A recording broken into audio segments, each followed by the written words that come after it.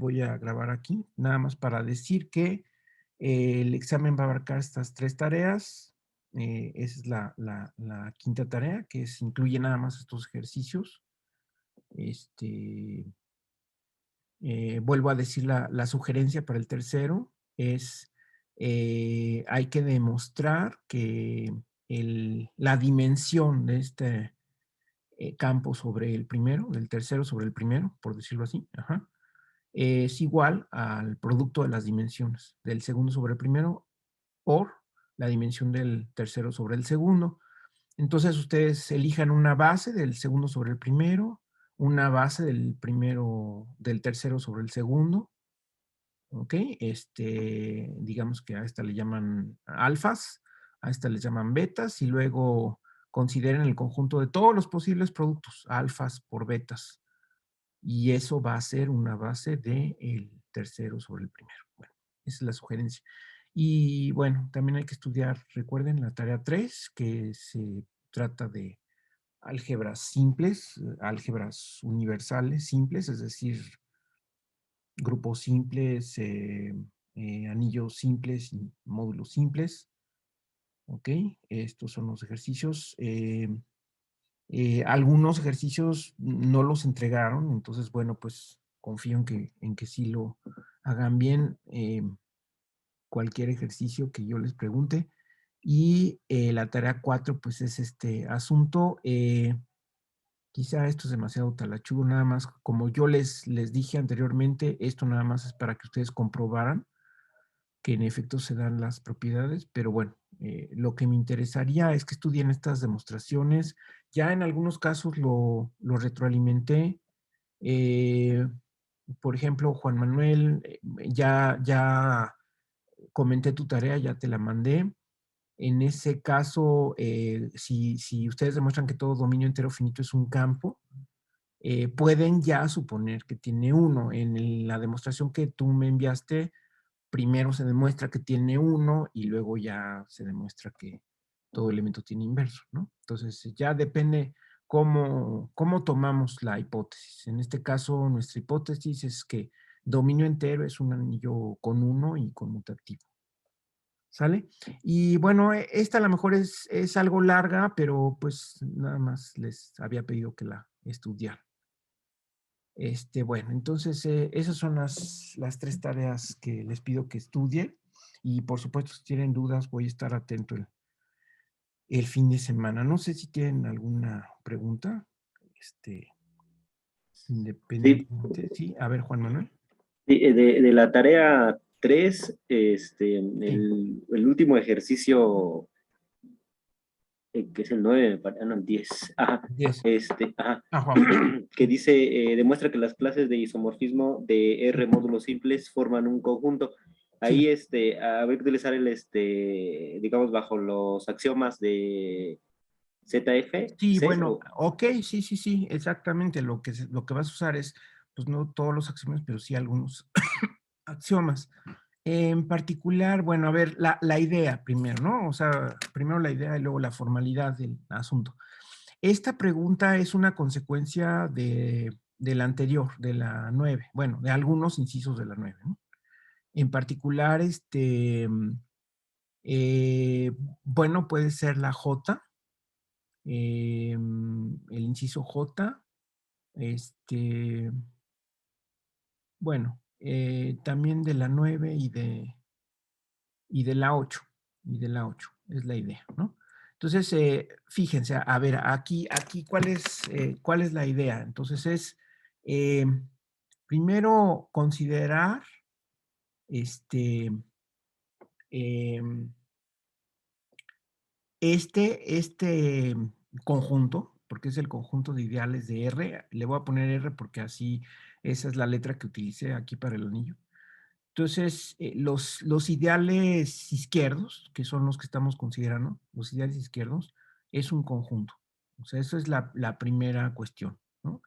Eso, ¿por qué? Pues porque es parte, o sea, esto es parte de los subconjuntos de R, del conjunto potencia de R. O sea, todo elemento de aquí es elemento de acá, todo ideal izquierdo es un subconjunto de R, ¿no? Entonces, Y los axiomas de un axioma de Zermelo-Fraenkel lo que dice es que si R es un conjunto, la potencia de R, o sea, la clase de los subconjuntos de este conjunto, forman un conjunto. ¿Ok? Entonces, en ese sentido, sí nos estamos apoyando en Zermelo-Fraenkel, y cada vez que ustedes tengan un conjunto y consideren su conjunto potencia, eso ya hay garantía de que eso es un conjunto.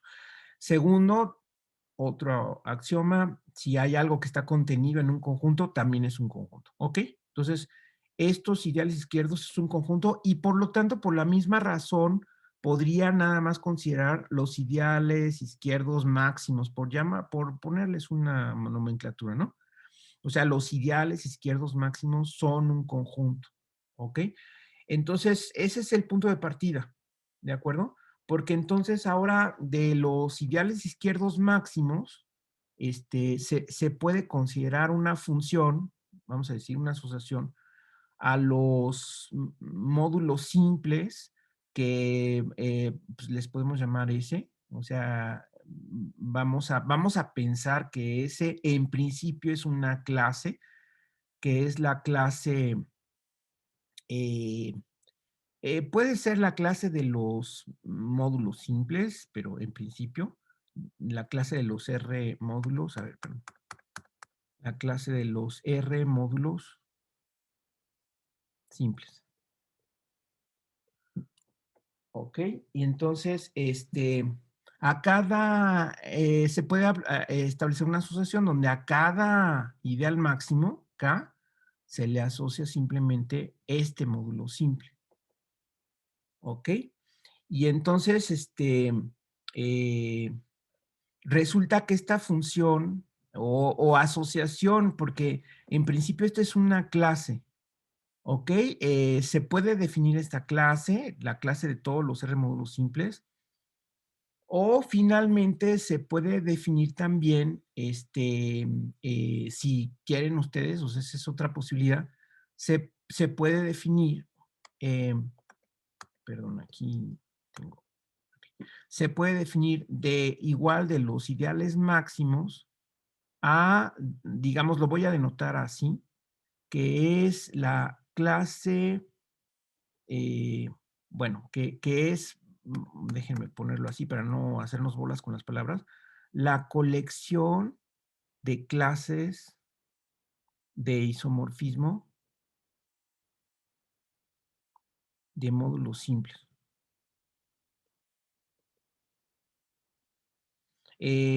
Las clases de isomorfismo son, si yo tengo una clase de módulos, vamos a decir que esta es S, y defino una relación de equivalencia que es dos módulos son equivalentes si son isomorfos. Entonces, eso parte a la clase de todos los módulos simples en clases de equivalencia, donde aquí estoy representando con puntitos los módulos simples y dos puntitos que estén en el mismo pedazo es que son isomorfos. ¿Ok? Y entonces la colección de clases de isomorfismo, pues es, digamos, ahí hay una clase, ahí hay otra clase, otra clase, otra clase, otra clase y otra clase, ¿no? Por ponerlo igual que en el dibujo, ¿no? Es como si yo hiciera un conjunto cociente, ¿verdad? O sea, ahora cada elemento de la partición es un elemento de esta colección. Por eso digo colección de clases de isomorfismo. Entonces, la idea va a ser que si yo tengo, déjenme representar aquí, por otro lado, el conjunto de todos los ideales máximos, a cada ideal máximo, ahí tengo los ideales, bueno, incluso si quieren, pues pueden ser, los pueden representar así con diagrama de Hasse, ¿verdad? Es decir, bueno, aquí podríamos representar la retícula, que es la de ideales izquierdos de R, donde aquí está el propio anillo, aquí está el cero, y luego aquí la hilera de ideales máximos, ¿ok? Aquí estaría los ideales máximos de R. Entonces, a cada uno de estos ideales máximos le voy a asociar una clase de isomorfismo de módulos simples. O bien, si quieren ustedes, pueden ir de aquí para acá y a cada ideal máximo asociarles un simple, ¿ok? Si es más, más sencillo, a cada ideal máximo les asocio un simple. Y de hecho, lo que dice la pregunta anterior es que cuando yo considero todos los ideales transportados que forman una relación, una clase de equivalencia, todos los transportados van a dar a un simple isomorfo, ¿ok? Entonces, todos estos transportados van a dar a simples que son isomorfos. Aquí estoy pensando, aquí estoy dibujando en la familia de todos los ideales transportados. Es decir, está un ideal I, digamos, y están todos los ideales de la forma I dos puntos A, donde A no está en I. Acuérdense ustedes que se pide que A no esté en I para que esto no sea todo R, ¿no? Porque si A está en I, eso es sí, solo sí está todo R. Si A no está en I, entonces les paso lista a todos estos ideales y formo de hecho, va a ser una clase de equivalencia que tienen la virtud todos estos de que cuando hago esta asociación, la asociación es simplemente el cociente, ¿no? Acuérdense. O sea, un ideal máximo, el cociente es un módulo simple. Entonces, cada vez que hago el cociente, voy obteniendo módulos simples, pero son módulos simples isomorfos todos estos. ¿De acuerdo? Entonces, en otras palabras, todos estos ideales, si quieren ustedes a la hora ya de simplificar todos los módulos simples como uno solo, como una sola clase, todos estos ideales van a dar a esta clase de isomorfismo. Todos estos. Luego, otros estos ideales van a dar a otra clase de isomorfismo porque son, digamos, pertenecen a otra clase de equivalencia bajo la equivalencia que dice la pregunta anterior, ¿no? Acuérdense que aquí se define una relación de equivalencia. ¿Dónde está? Este, eh, ¿Dónde Creo está? que en la J, ¿no? Aquí en la J, ¿ven? ¿Ven ustedes aquí? Sobre el copo de ideales izquierdos máximos definimos esta relación. Dos, dos ideales son equivalentes si uno es el transportado del otro a través de un elemento que no es tener, ¿no? Entonces, en efecto, es una relación de equivalencia y esas clases de equivalencia están en correspondencia, de hecho, biunívoca, con las clases de isomorfismo, ¿no? Entonces, ahí, pues ya como conclusión, si lo quieren ver biunívocamente, en realidad aquí estamos asociándole a cada clase de equivalencia de ideales máximos una clase de equivalencia de isomorfismos y esta asociación esta correspondencia es biunívoca. ¿Ok? O pueden considerar que a cada ideal máximo le asocian un simple y usar el hecho de que dos ideales están transportados uno del otro, sí y solo si los simples son isomorfos. Y como esto está dentro de un conjunto, entonces, y existe esa correspondencia biunívoca, entonces se concluye, por lo tanto, que las clases de isomorfismo, estas clases de isomorfismo, en efecto forman un conjunto, ¿no? Porque están en correspondencia biunívoca, estas, con las clases de equivalencia de ideales máximos que forman un conjunto, ¿verdad? Pues, ¿por qué? Pues porque están, o sea, son piezas de un rompecabezas que está formado, los puntitos forman un conjunto. Todo esto que está aquí es un conjunto, de hecho, y como nada más estoy considerando, y de hecho, ideales máximos, también esto es un conjunto. Y si ese conjunto lo parto en clases y cuento, por decirlo así, cuántas clases son, por supuesto, podrían ser infinitas, pero de todas maneras sigue siendo un conjunto. Ahí estoy usando, digamos, un tanto, sin hacer una referencia exacta a los axiomas de Zermelo-Frenkel, ¿verdad? Que me comentabas eso, Juan Manuel.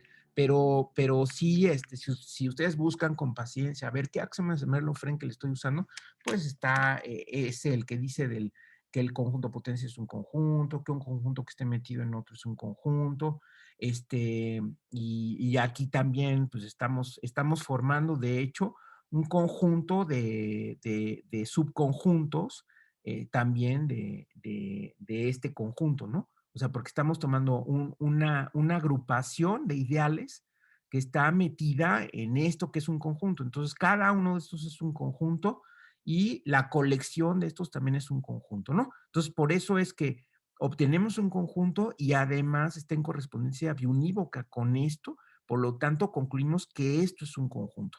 Noten ustedes que puede, en este nivel donde estoy considerando módulos que pueden ser isomorfos, bueno, pues ahí a lo mejor aquí sí obtengo algo que no es un conjunto, porque pues basta con cambiarle de nombre a los elementos o ponerle, pintarlos de un color distinto y podemos obtener pues la colección que ustedes quieran de módulos distintos, pero lo que nos interesa es que son isomorfos. Entonces, todos esos, aunque sean innumerables y no cardinables, incluso todos esos, se pueden considerar como una sola clase. Y esa sola clase es la que, considerando toda la colección de las clases de isomorfismo, esas sí forman un conjunto, ¿no? Entonces, eso es lo que...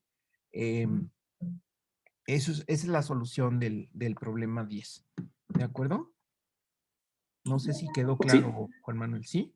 sí, sí, sí quedó claro, profe. Gracias. Y bueno, todo esto que estoy diciendo se puede escribir así muy, muy formalmente, ¿verdad? Cada uno de los pasos que estoy diciendo, pero esa es la idea y además es un resultado muy importante porque esto es independientemente del anillo. Y bueno, anillos hay muchísimos, ya se están dando cuenta que cantidad tan diversa o qué colección tan diversa pueden ser los anillos. Entonces, este resultado me dice es que tomas cualquier anillo, tomas todos los módulos simples, bueno, pues sus clases de isomorfismo siempre son un conjunto, aunque la clase total de módulos no lo sea, pero los módulos simples en cuanto a identificación de módulos isomorfos, sí forman un conjunto. Ese es el resultado. Ok, muy bien. No sé si hay alguna otra duda. No, de mi parte no, profe, gracias. Bueno, muy bien. Entonces, vamos a regresarnos para cerrar con lo que estábamos viendo.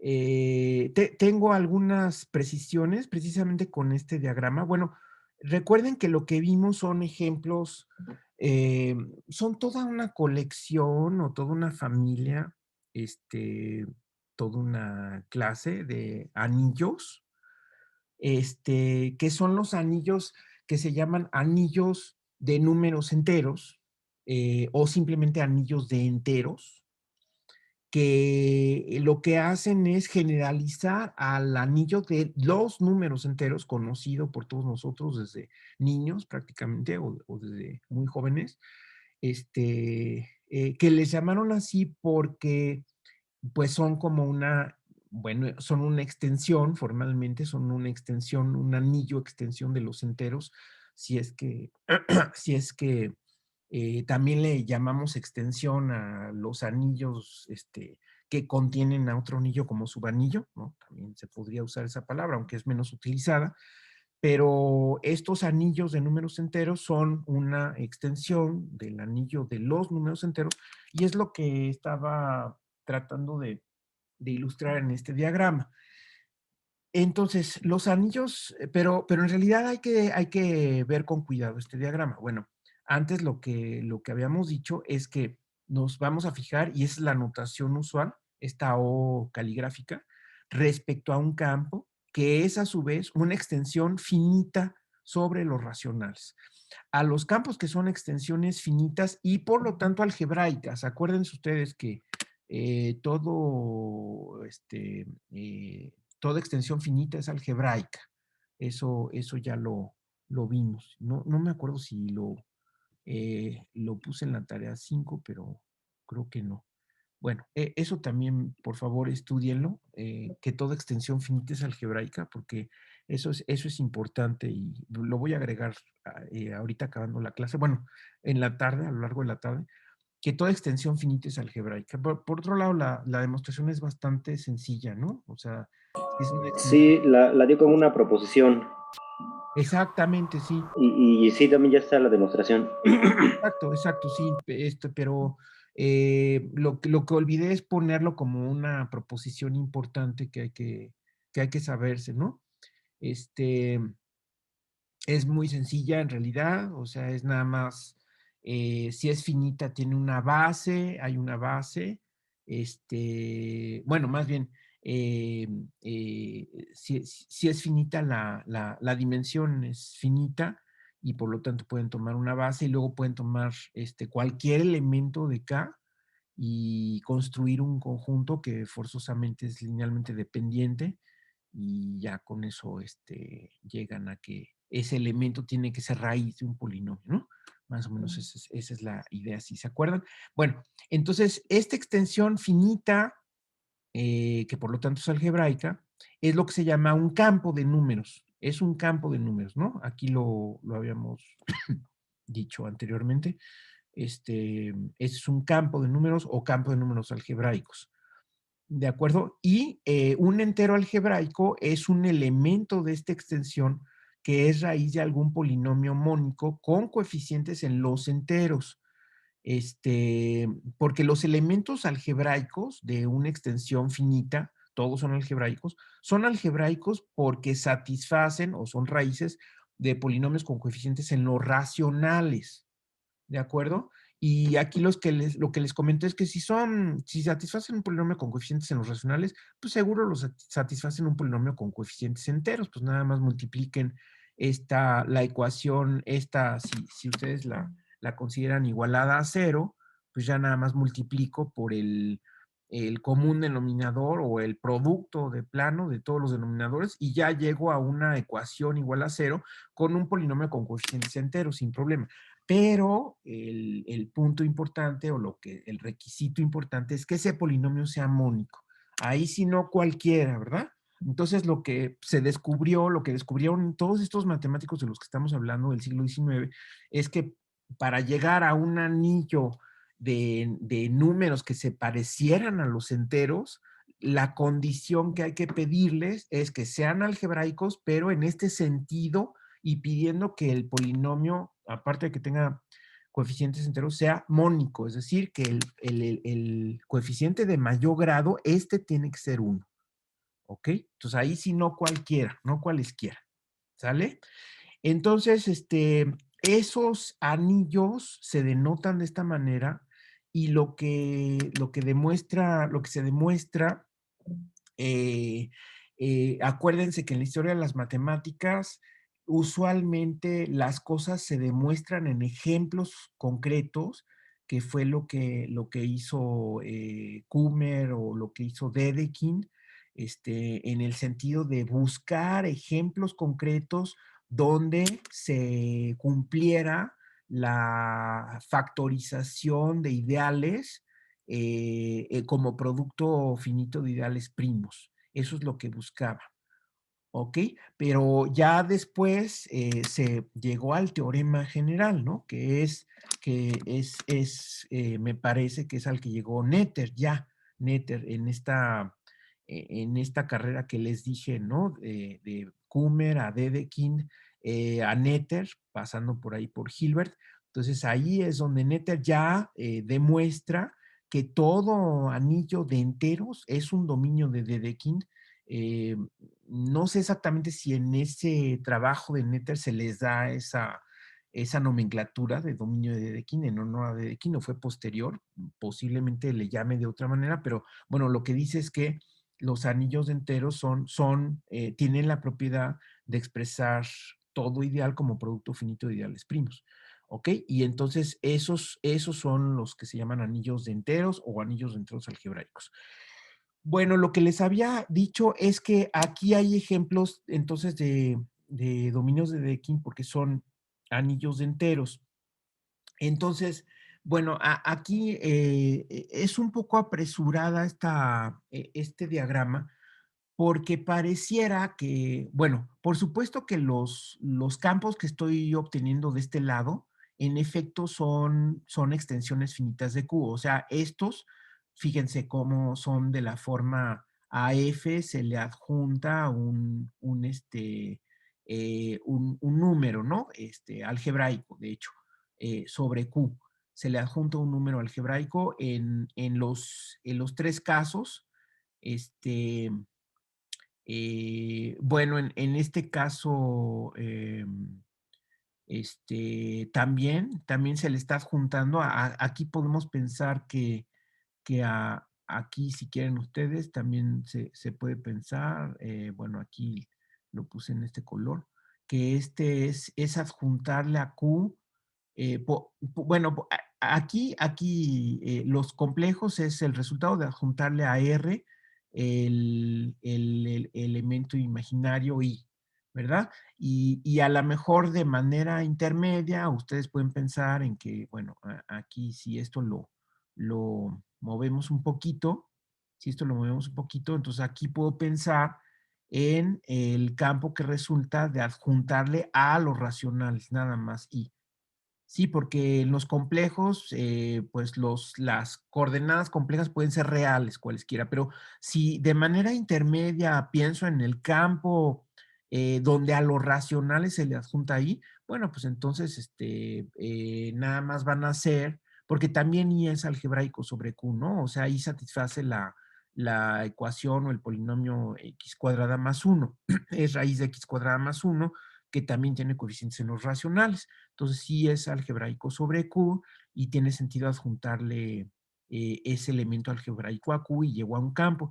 Nada más que este campo, a diferencia de los complejos, las coordenadas pues nada más son racionales y aquí adentro de este campo a su vez puedo pedir que las coordenadas sean enteras, ¿no? Sí está clara esta corrección o esta variación que pongo de este diagrama. O sea, aquí los complejos son a los racionales adjuntarles I.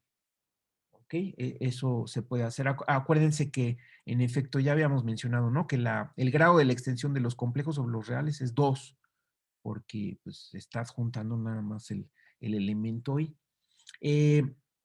Entonces, todos estos en efecto son no este, sino es un campo de números en el sentido que ya definimos. Este es un campo de números, este es un campo de números, este es un campo de números, donde omega es una raíz primitiva de la unidad, una raíz compleja primitiva, usualmente de orden primo, es como se define, es que omega a la p sea igual a 1, o sea que sea una raíz de la ecuación x a la p igual a 1 en los complejos y también satisface un polinomio con coeficientes racionales que es el polinomio ciclotómico. Entonces, también todos estos en efecto son campos de números. Ahora, si queremos hablar del anillo de los enteros que está metido en ese campo de números, entonces no es tan evidente que el anillo de enteros, que está formado, repito, por elementos algebraicos que satisfacen polinomios con coeficientes enteros y mónicos. Entonces, no es evidente que esos simplemente se obtengan considerando elementos de esta forma con A y B enteros, que es lo que está denotando este conjunto. ¿Ok? O sea, no es evidente eso, no es tan evidente. Ahorita les digo por qué. En estos casos puede ser que sí coincidan, pero no siempre coinciden, ¿eh?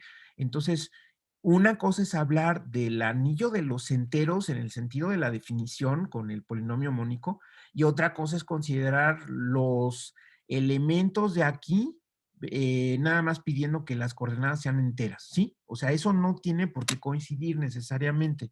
Sí se entiende la diferencia de las dos cosas y que aquí pues yo los puse de esta forma, pero en realidad de los que quería hablar era del anillo de los números enteros. Es decir, aquí, por ejemplo, yo cuestionaría, yo pondría en el diagrama, este diagrama, yo pondría aquí la interrogación, o sea, hay que verificarlo, ¿no?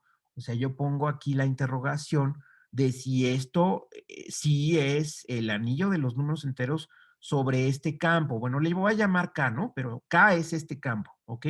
Entonces, ahí yo, igual hay que poner la interrogación, ¿ok? Porque no necesariamente es lo mismo. Bueno, aquí ya no me ocupo, pero no necesariamente es lo mismo, ¿ok? Esto es el anillo de enteros sobre este campo. ¿Sí está bien? Los que hay garantía de que son dominios de Dedekind son estos, ¿no? O sea, estos sí son dominios de Dedekind. Pero pudiera ser que no coinciden. ¿Sale? Sí, sí está clara sí está, sí se entiende la aclaración. Sí, Miren, entonces si ustedes buscan en la Wikipedia, ¿dónde está? Aquí está. Fíjense, fíjense lo que dice ahí. Ahí ya ven, ¿no? La Wikipedia es el tema de, bueno, en inglés usualmente a veces hay una traducción tal cual, pero en otras ocasiones tiene más información en inglés. Entonces yo sugiero que lo busquen en inglés, a cualquier tema que busquen. En general, funciona muy bien la Wikipedia en matemáticas, o sea, se ve que está hecha por matemáticos, entonces tiene sus conceptos bastante bien, bien puestos.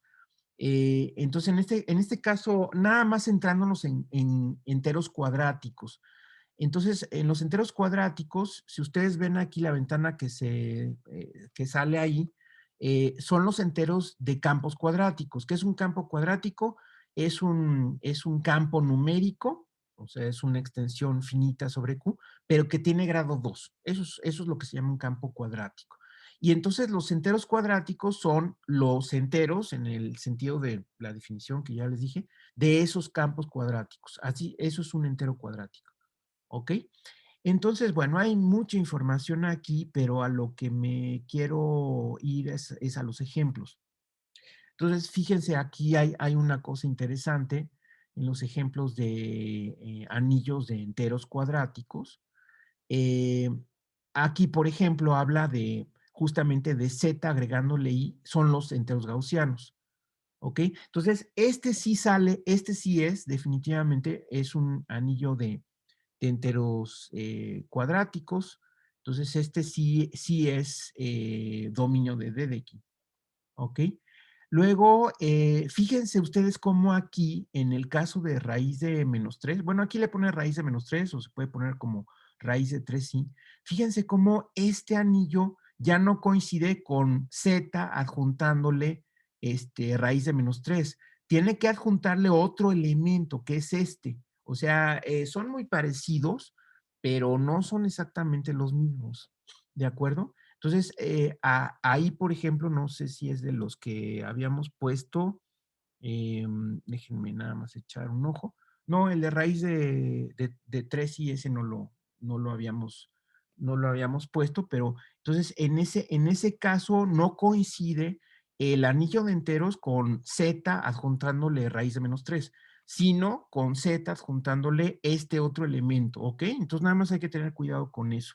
Fíjense acá abajo, en el caso de raíz de -5, ahí sí coincide. Ahí sí el anillo de enteros cuadráticos, todos son cuadráticos porque se les está juntando una raíz, y el polinomio que satisface ese elemento es de grado 2, entonces por eso se le llaman cuadráticos, ¿no? Acuérdense que así se mide el grado de la extensión, ¿no? O sea, el grado de la extensión coincide con el grado del polinomio irreducible que satisface el elemento, que es parte de la proposición que estamos ahí incluyendo en la tarea. ¿Ok? Entonces, por ejemplo, sí coincide. Y luego aquí viene un resultado general donde, déjenme ver aquí, no sé si aquí viene el resultado. Bueno, viene aquí arriba. Viene aquí arriba, fíjense. Em, no sé si aquí arriba, aquí está.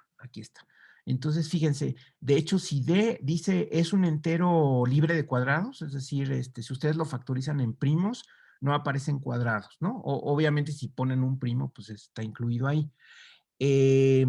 Entonces, para describir al anillo de los enteros algebraicos de ese campo, del campo que resulta de adjuntar una raíz de D, ahí no estoy adjuntando números complejos, sino nada más irracionales, ¿no?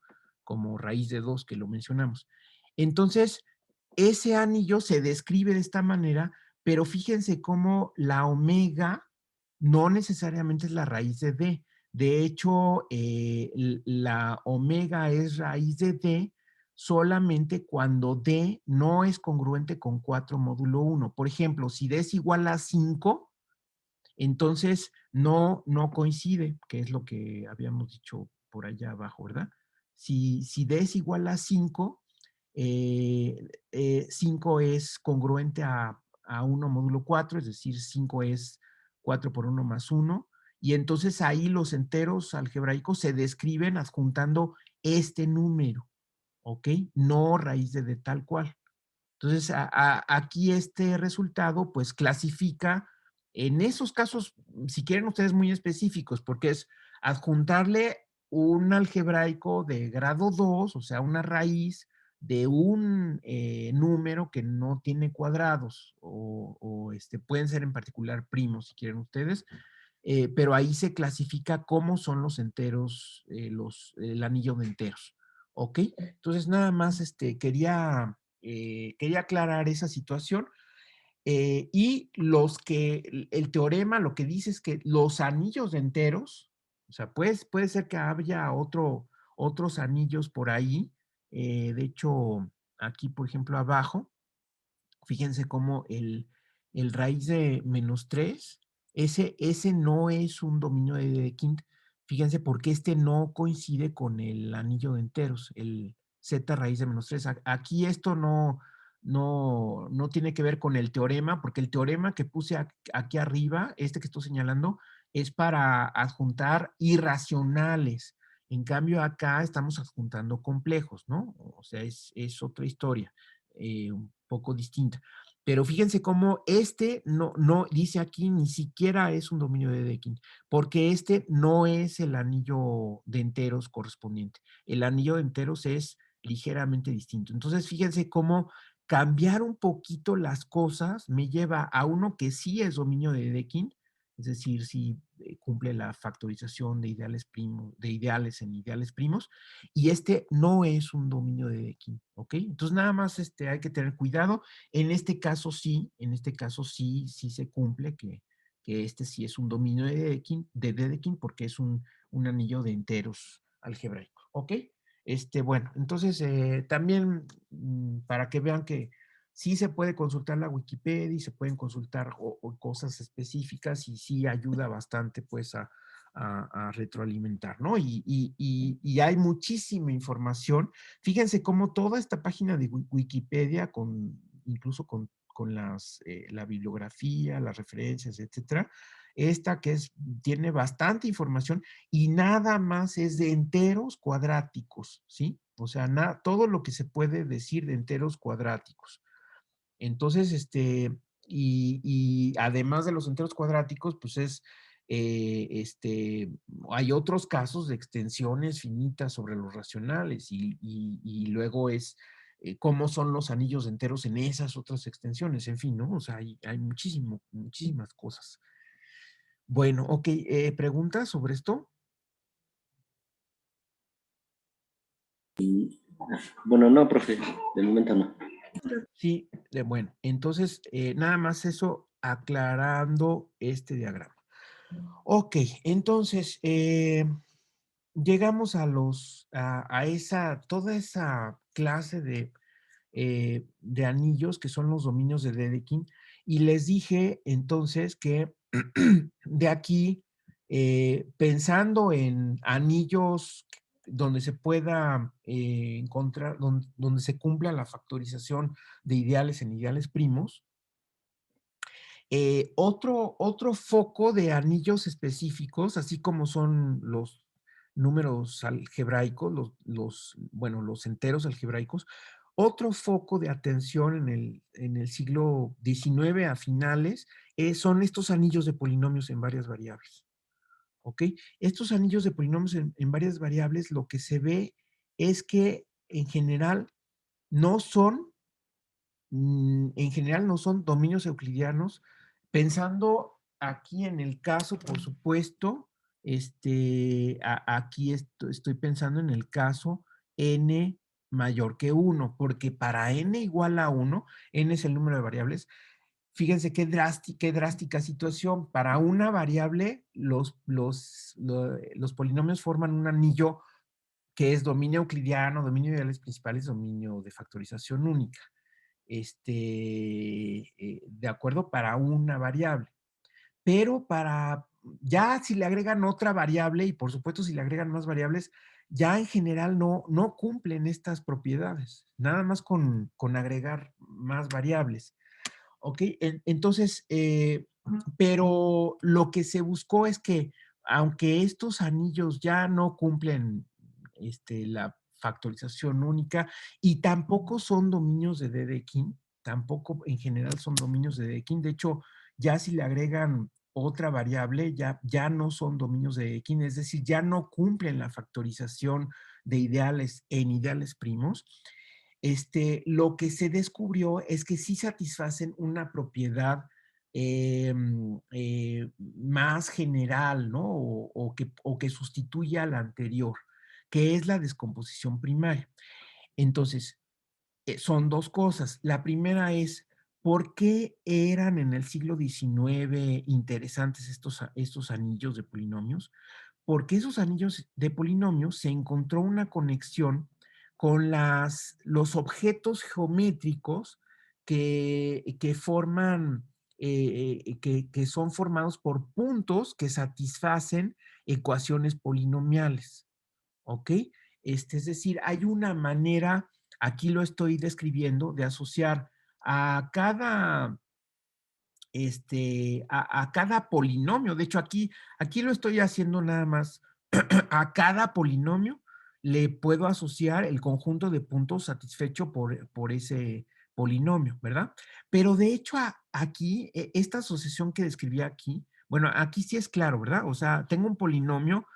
¿Qué es un polinomio en varias variables? Pues es igual una expresión formal donde ahora se vale que en cada término haya muchas variables elevadas a la mejor a potencias y aparte pues tienen su coeficiente cada término y su coeficiente está en el campo, pero pues ya puedo tener muchísimos términos y en cada término pueden aparecer potencias de cualquiera de estas variables, ¿no? Entonces ya hasta es latoso describirlos, ¿no? Los polinomios. Ok, pero se entiende cómo son y además, por ejemplo, cuando estudian cálculo en varias variables, pues y los ven como funciones de varias variables, pues son ejemplos muy útiles, ¿no? Siempre y luego hacer la gráfica de esas funciones, también es muy útil. Y aquí lo que se estarían preguntando es cuando el valor de esas funciones es cero, ¿no? O sea, es como la intersección con el plano XY en el caso de que tengan dos variables, preguntarnos por la ecuación que satisfacen, cuáles puntos satisfacen el f de x, y igual a cero, pues es llegar a una curva que es la intersección de la superficie con el plano XY, ¿no? Entonces, estos objetos que están del lado derecho, que están formados por puntos, dependiendo del espacio donde estén, que a su vez la dimensión depende del número de variables, pues pueden ser curvas, si están piensen en R en los reales, si están en R2 son curvas, si están en R3 son superficies, y etcétera, etcétera, ¿no? Entonces, pero todas esas se llaman variedades y si son polinomiales, acuérdense que en cálculo de varias variables se ve que esas superficies que están descritas con polinomios son suaves y son derivables y tienen propiedades geométricas y diferenciales muy interesantes, ¿verdad? Entonces, por eso es que esto, por un lado, interesó a los matemáticos, pero aquí se estableció una conexión muy particular entre el anillo algebraico de polinomios y el espacio geométrico de puntos que forman objetos geométricos. Aquí nada más estoy pensando en la asociación de a cada polinomio, le asocio sus puntos que son, forman un objeto geométrico, ¿verdad? E inversamente, a cada punto puedo considerar todos los polinomios, es al revés, ¿no? Ahora pienso en un punto geométrico y entonces ahora pienso en todos los posibles polinomios que hacen que al evaluarse en ese punto, ¿verdad? Me da cero. O sea, es como ir de regreso y también se puede considerar eso. Pero en realidad esta conexión que les describí la clase anterior es más amplia porque de hecho aquí a cada conjunto de polinomios le pueden asociar el conjunto de los puntos que satisfacen, pues ya no a uno solo, sino a todos. Es decir, sería como una intersección, ¿sí? Ya no lo escribo, ¿no? Pero es considerar el conjunto de todos los puntos que satisfacen, o sea, que al evaluarse dan cero, todos los polinomios de ese conjunto de polinomios. Entonces, esta asociación no solamente va de un solo polinomio a un conjunto de puntos, sino de un conjunto de polinomios se les asocia un conjunto de puntos, ¿ok? Y viceversa, a un conjunto de puntos les pueden asociar un conjunto de polinomios, que son los polinomios que satisfacen a todos los puntos que están aquí, es decir, también es una suerte de intersección. ¿Sí está bien? Entonces, esa asociación va más allá, ¿no? Digamos que esta asociación, si quieren ustedes ponerlo un poco más formal, a ver, déjenme ver cómo lo puse aquí, esta asociación que está en la pantalla anterior, se puede extender a de conjuntos, de subconjuntos de polinomios, le pueden asociar ustedes conjuntos de puntos, ¿no?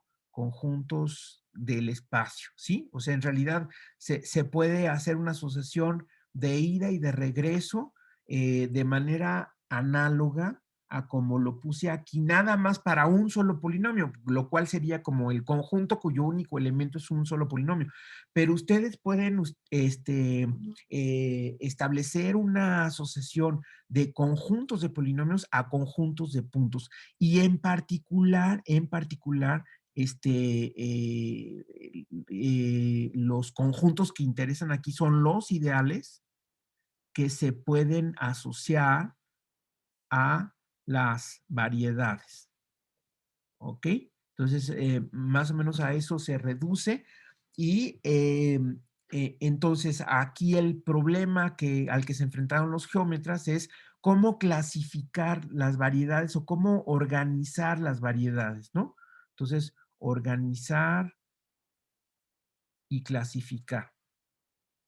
Entonces, lo que se vio, pues es que esta conexión podría ayudar a organizar y clasificar las variedades, que son objetos geométricos, si se traduce en organizar y clasificar los ideales que están aquí, ¿ok? Y entonces lo que se vio es este teorema de que habiendo definido lo que es un ideal primario, ¿se acuerdan de un ideal primario? Entonces, el teorema, en principio, se demostró que todo ideal del anillo de polinomios en cualquier número de variables se puede escribir como intersección finita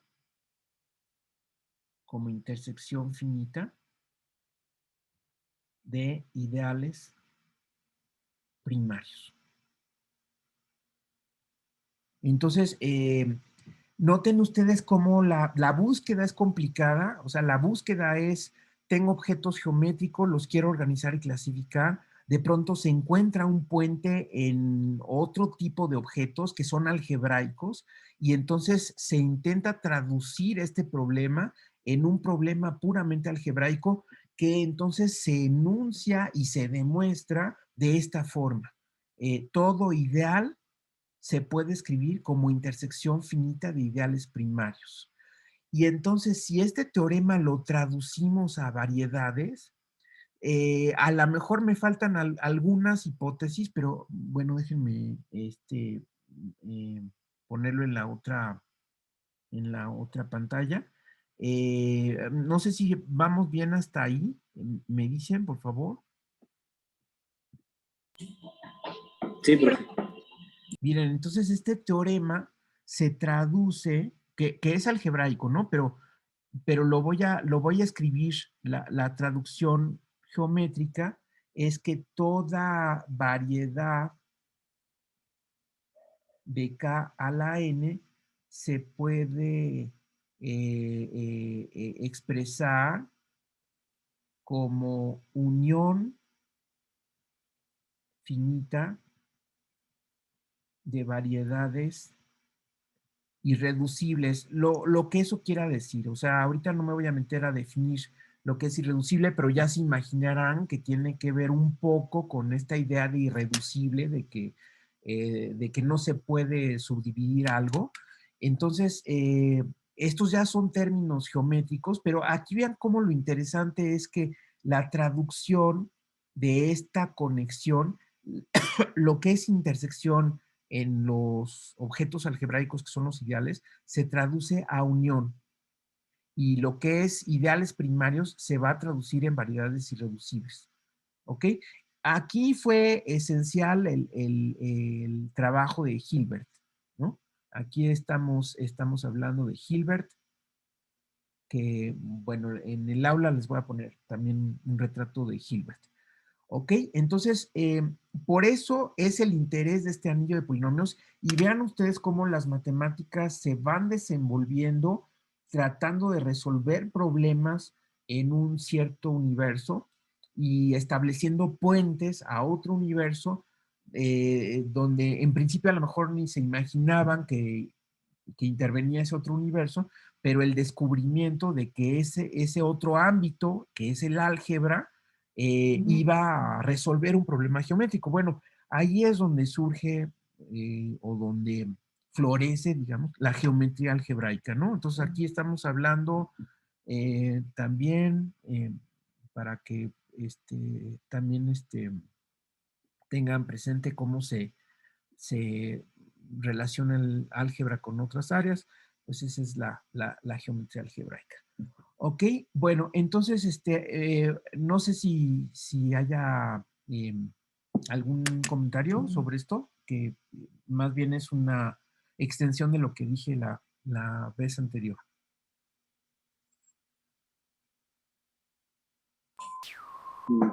No, profe. Ok, bueno, entonces, me interesa llegar finalmente a Emineter. Entonces, Emineter, lo que hace Emineter es trabajar, fíjense ustedes, digamos, cómo Emineter redondea estas dos historias que les he contado, porque en principio, este, aquí estamos hablando de dos tipos de anillos. Fíjense, estamos hablando de dos tipos de anillos. Un anillo que podemos hablar, que podemos decir dominio de Dedekind. A ver, aquí, si quieren, para ponerles nombre, que de hecho es el nombre que se les dio antes de hablar de Mineter, podríamos aquí poner que, bueno, aquí en verde. Entonces tenemos finalmente los dominios de Dedekind.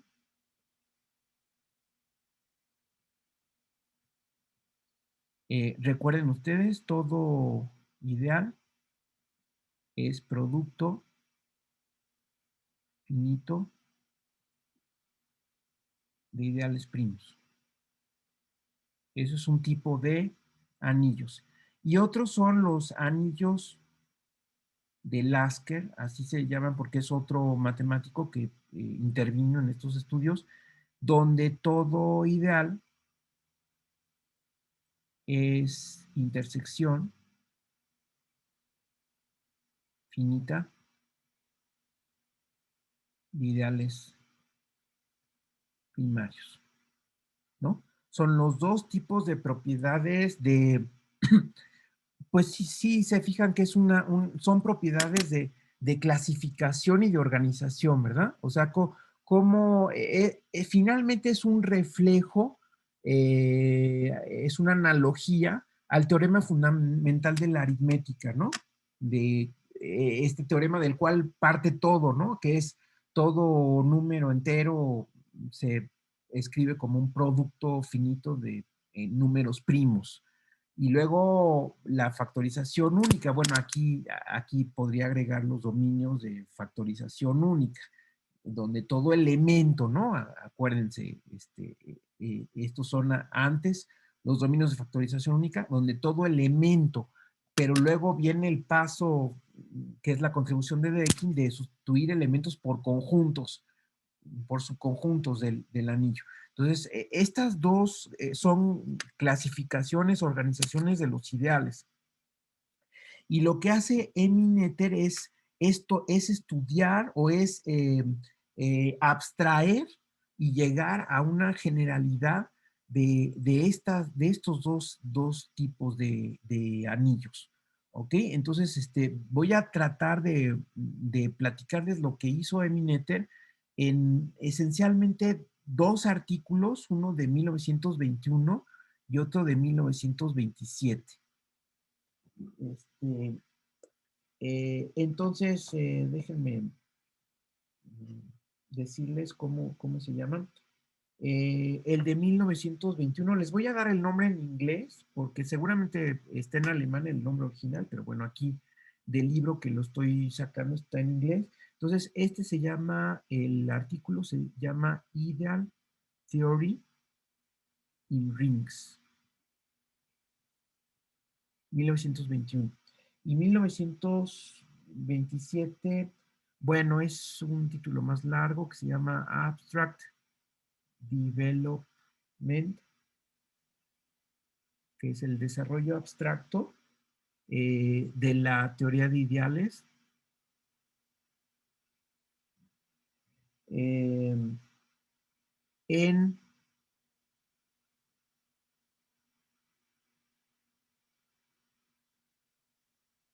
En campos de números algebraicos y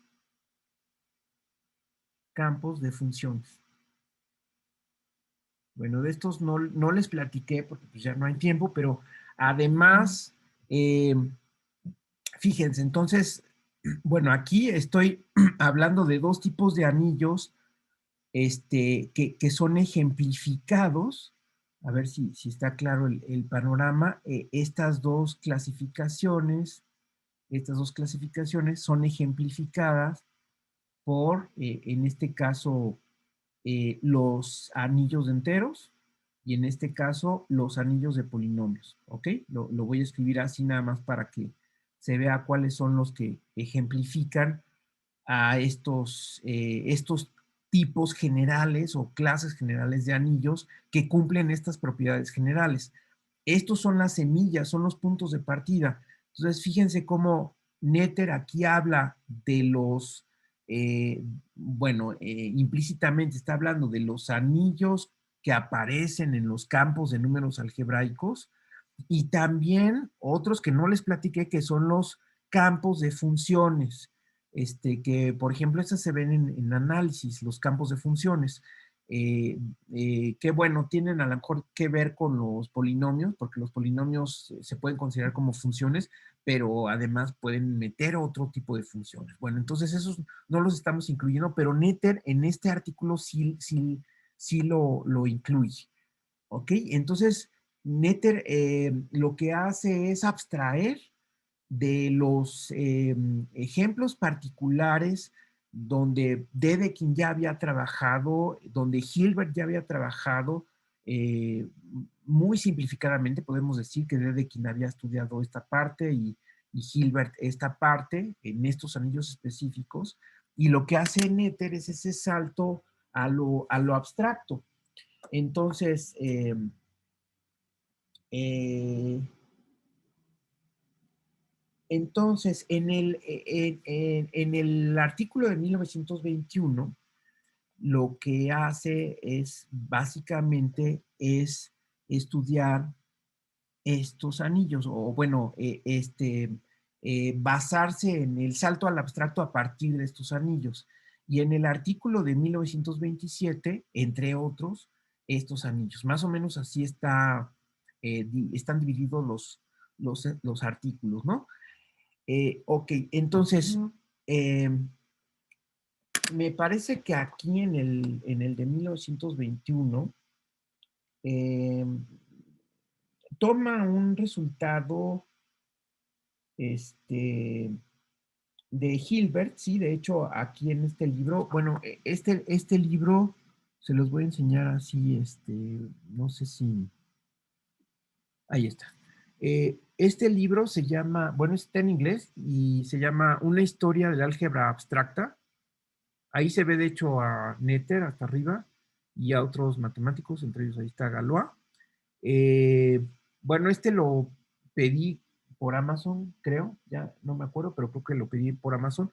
Nada más está la edición en inglés, no es muy grueso, es en pasta blanda. Entonces, bueno, si les interesa, el autor es Israel Kleiner, ahí está arriba, Israel Kleiner. Entonces es interesantísimo porque nada más enfocado al álgebra, ¿no? No sé si de otras áreas hay algo análogo, pero ahí se puede uno dar cuenta cómo es que se fueron desarrollando los conceptos y eso pues creo yo que se ha hecho a un lado porque casi como hay la idea, bueno, espero que lo hayan ya notado, de aquí estoy sacando toda esta información. Entonces, hay la idea de que la historia de las matemáticas, pues ya fue, y entonces, pues ya lo que importa son los resultados y organizarlos en forma de libros de textos muy bien ordenados y aprendernos los teoremas, pero creo yo que el revisar cómo es que se fueron desenvolviendo los resultados, los teoremas, los conceptos, nos puede también alimentar a nosotros los matemáticos de esta época, pues para el trabajo que pretendemos hacer, ¿no? Entonces, por eso es que lo estoy también estudiando este libro y estoy complementando. Bueno, y nos da una idea de lo que es el álgebra y de por qué actualmente el álgebra es así. Y yo creo que Noether es la causante principal de que actualmente el álgebra sea así. Entonces, en efecto, Hilbert, junto con Lasker, y todavía menciona a otro matemático, Hilbert y Lasker, entre Hilbert y Lasker, lo que demuestran es que en este anillo, que a su vez es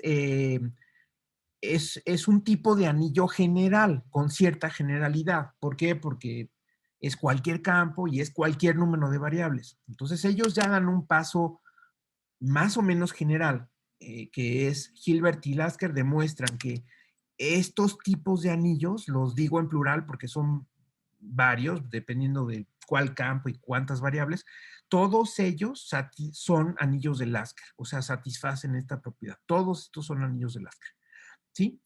Pero lo que hace Noether es preguntarse qué otros anillos, aparte de estos, también son anillos de Lasker, alejándose quizá ya un poco, y en eso consiste la abstracción, ¿no? O sea, primero hay una motivación geométrica por obvias razones, ¿no? La geometría siempre es más directa y genera más motivación, digamos, visual, por decirlo así.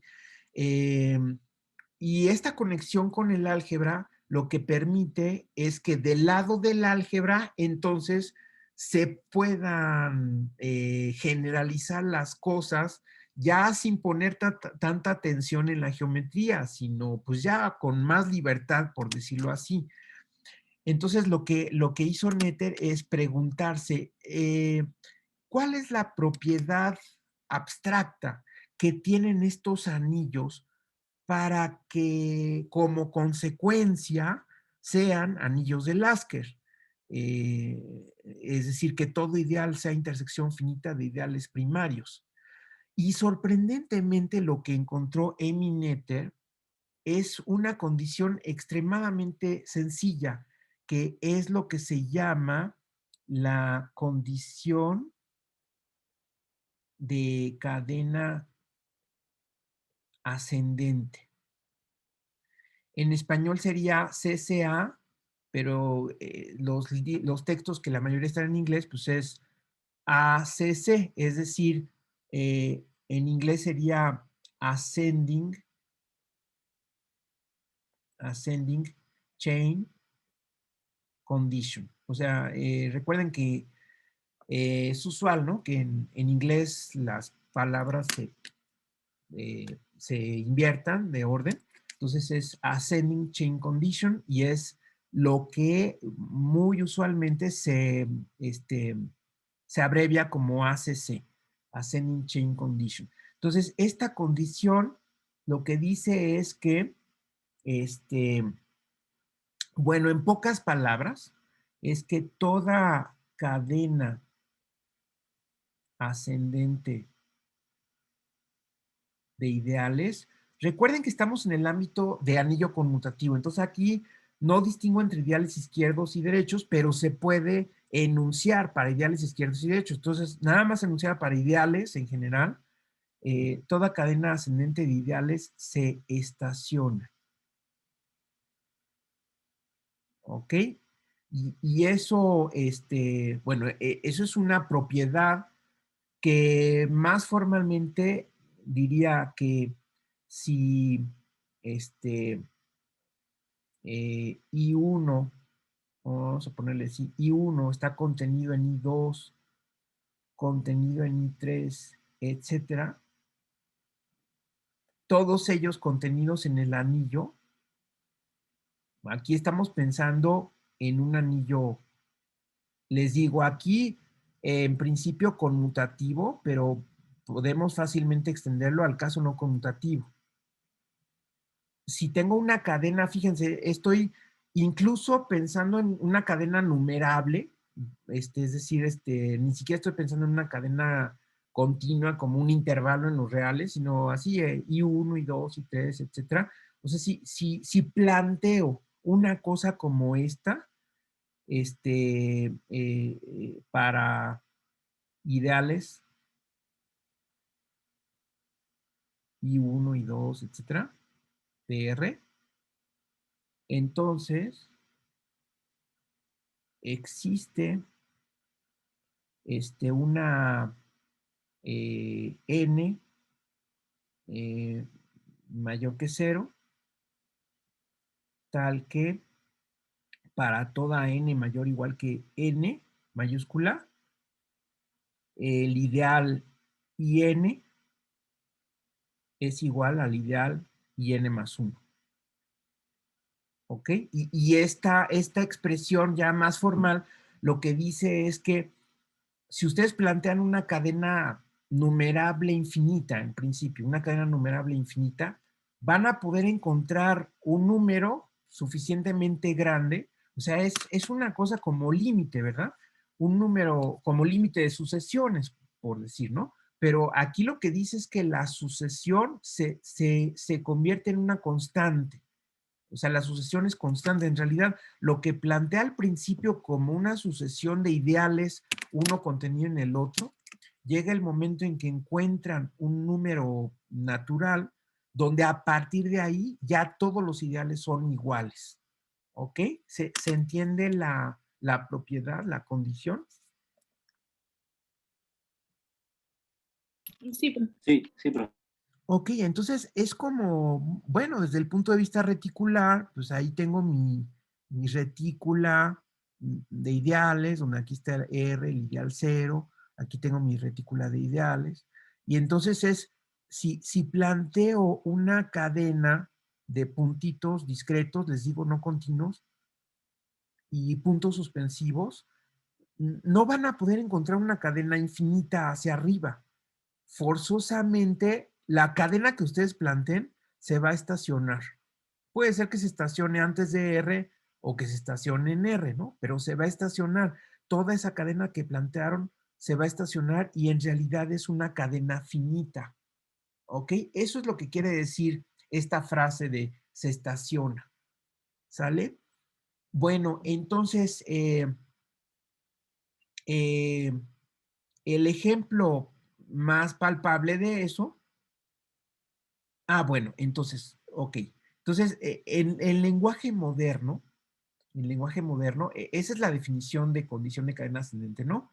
Pues esta es condición de cadena ascendente. Bueno, un comentario es que esta condición la estoy enunciando para ideales, ¿no? Es decir, aquí es una condición de cadena ascendente para ideales de un anillo, ¿sale? Pero si se fijan, es una condición puramente reticular. Es decir, aquí la observación que les hago en vista de lo que habíamos visto al principio de clase es que esta condición, la ACC, puede enunciarse, otra cosa es que se cumpla, ¿no? Pero se puede enunciar en cualquier, pues, copo, ¿no? Porque ni siquiera necesitamos que haya ínfimos y supremos. O sea, nada más necesitamos que haya un orden y dado un orden, pues se puede plantear la existencia de una cadena y el hecho de que se estacione ya no depende de si hay ínfimo supremo o si hay productos o si hay sumas o en cualquier copo abstracto se puede enunciar esta, esta propiedad. Aquí más bien lo que quise es poner eh, signos de admiración porque es muy sorprendente y lo que pasa es que es una propiedad muy básica en el sentido de que se puede enunciar con muy poquitas cosas, es decir, un copo, un orden, ¿ok? Y entonces, la definición moderna de anillo neteriano, este, no sé, en inglés acostumbran a ponerle la mayúscula porque viene del apellido, pero me parece que en español. Bueno, mi maestro, que era Francisco Raggi, de plano le ponía así, sin las letras originales del apellido, porque pues decía que había que ponerlo como sonaba, ¿no? Pero creo que lo más usual en español, pues es ponerlo así con las letras del apellido original, pero con minúscula. Bueno, entonces un anillo neteriano es precisamente un anillo que satisface la condición de cadena ascendente para ideales. Entonces, un anillo R se llama neteriano, bueno, así, neteriano, aunque en alemán creo que es Noether, pero bueno, así en la práctica pues le decimos neteriano, e incluso podemos agregar el lado si es que se llama neteriano, si satisface la condición de cadena ascendente para ideales. Incluso podemos nada más pedirlo del lado izquierdo. ¿Ok? Por eso lo pongo entre paréntesis. Entonces, ese es un anillo neteriano. Y de una vez, ya se imaginarán, bueno, Netter en este artículo de 1921 se centró en esta condición, pero después vino Artin, que posteriormente, que era uno de los alumnos de Netter, y entonces, pues él completó la definición diciendo, pues, eh, ¿qué tal si en vez de pedir la condición de cadena ascendente, pedimos la condición de cadena descendente? Entonces, un anillo R se llama artiniano y también podemos irnos al ámbito no conmutativo y pedir que haya a un lado si satisface la condición de cadena descendente, bueno, que en inglés sería en vez de A, D, Descending Chain Condition para ideales izquierdos, ¿no? Si es el caso. la condición de cadena ascendente, pues nada más voltean todo, ¿no? O sea, o la condición de cadena descendente, pues es si tienen una cadena donde ahora el primer ideal contiene al segundo, al tercero, etcétera, y van para abajo y la plantean hacia abajo, se estaciona. ¿Ok? ¿Sí queda claro las dos definiciones?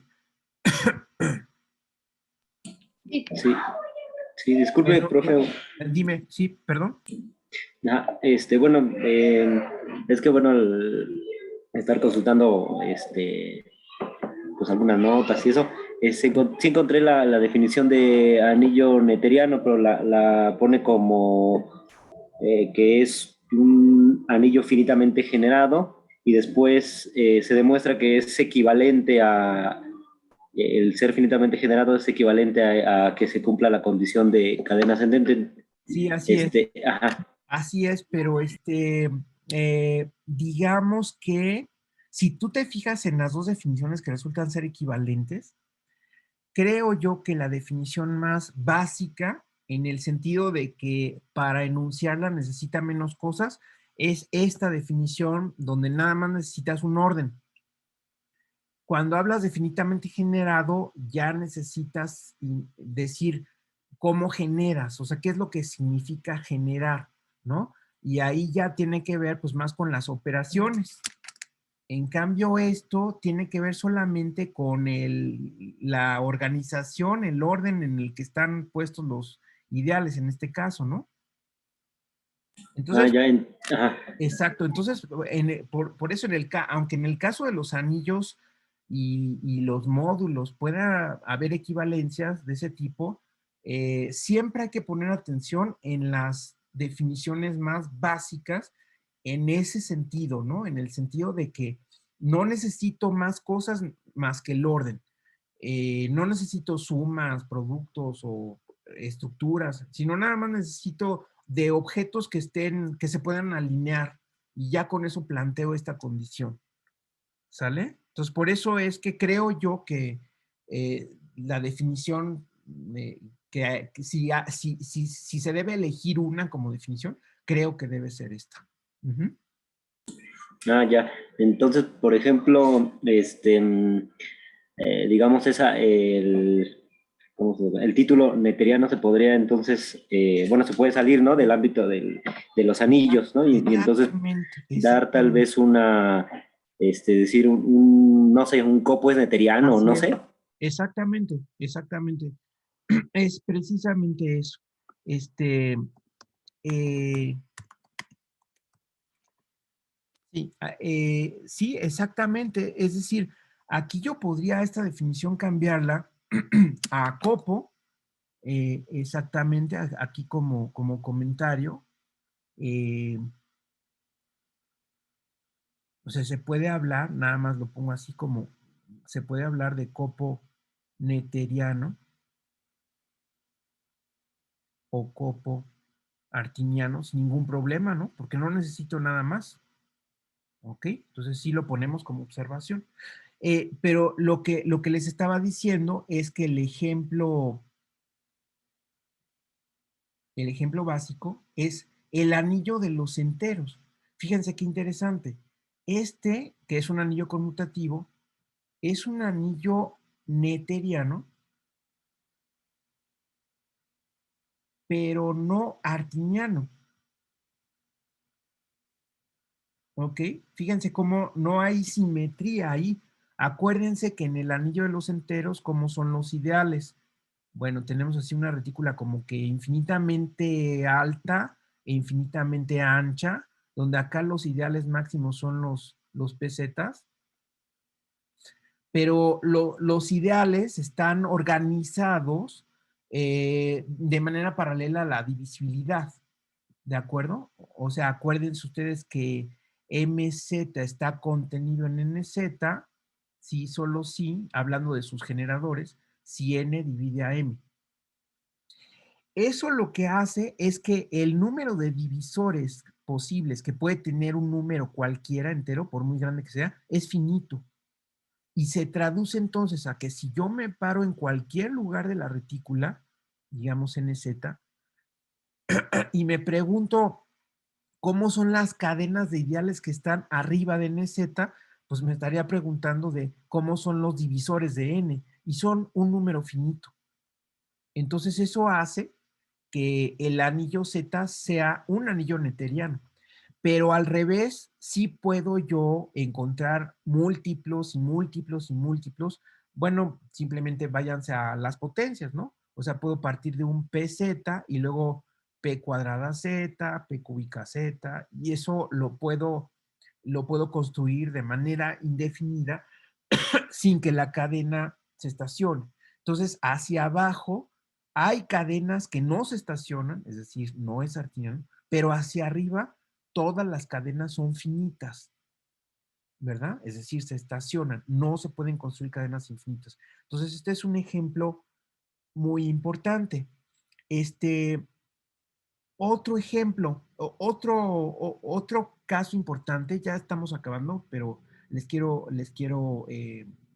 platicar este teorema que dice que si R es un anillo netteriano, tal vez debería de ponerlo en amarillo, si R es un anillo netteriano, entonces el anillo de polinomios con coeficientes en X es también netteriano.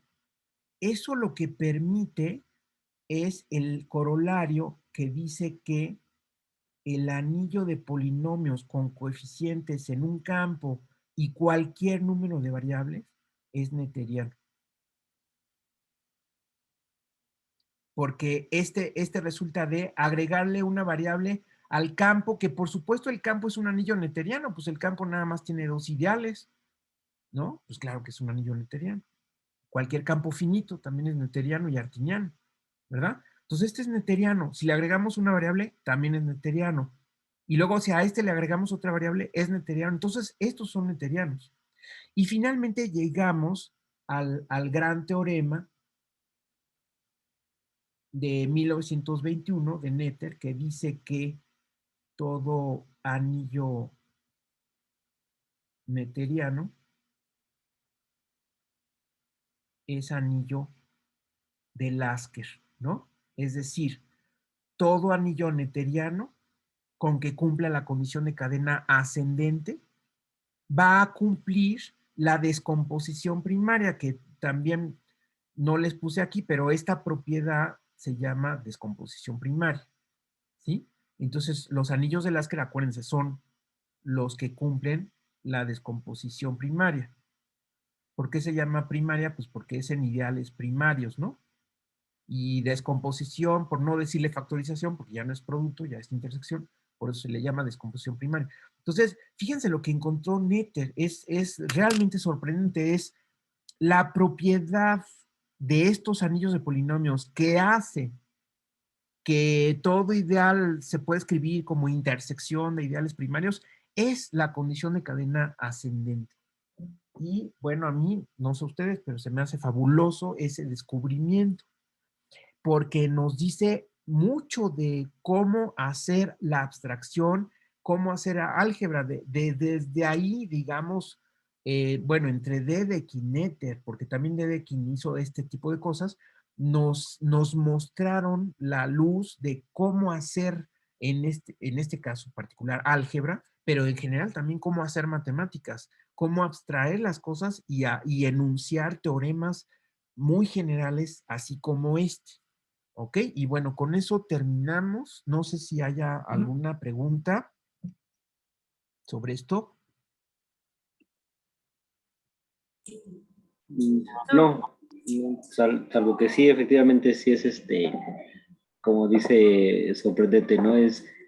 Yo creo que luego a veces pareciera que es muy, o buscamos entre lo complicado y creo que a veces es, en lo simple está cosas muy fuertes, ¿no? Yo siento que puede ser así. Así es, claro que eh, la demostración quizá es muy complicada. Habría que hacer investigación histórica y irse al artículo y eso pues es bastante difícil, ¿no? Pero bueno, si uno le busca, pues puede llegar a la demostración de Netter, pero pues es un trabajo fabuloso. Bueno, nada más les digo que a partir estos dos artículos tienen muchas más cosas y ahí es donde vamos a saltar a estas 2 últimas semanas, no, sí, 2 últimas semanas que nos quedan para ya pasar al ámbito de módulos. Resulta que en este artículo de 1921, también lo que hace Netter es, fíjense, dar la definición de anillo que sorprendentemente se había manejado la abstracción de anillo, pero no se había enunciado tal cual la definición de anillo. Y también la definición de módulo, que abstrae la definición de espacio vectorial, la definición de ideal y la definición de condición de cadena ascendente, y ahí es donde se dan donde se enuncian y se demuestran los teoremas de isomorfismo en módulos. Entonces, este artículo es realmente una explosión en el mundo de las matemáticas, ¿no? 1921.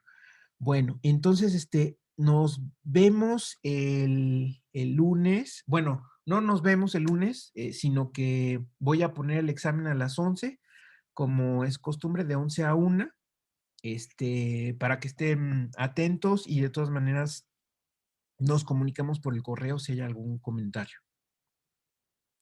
Sí, está bien, profe. Sí, profe. Que estén bien. Buen fin de semana. Gracias, igualmente. Igualmente, que estén bien. Hasta luego.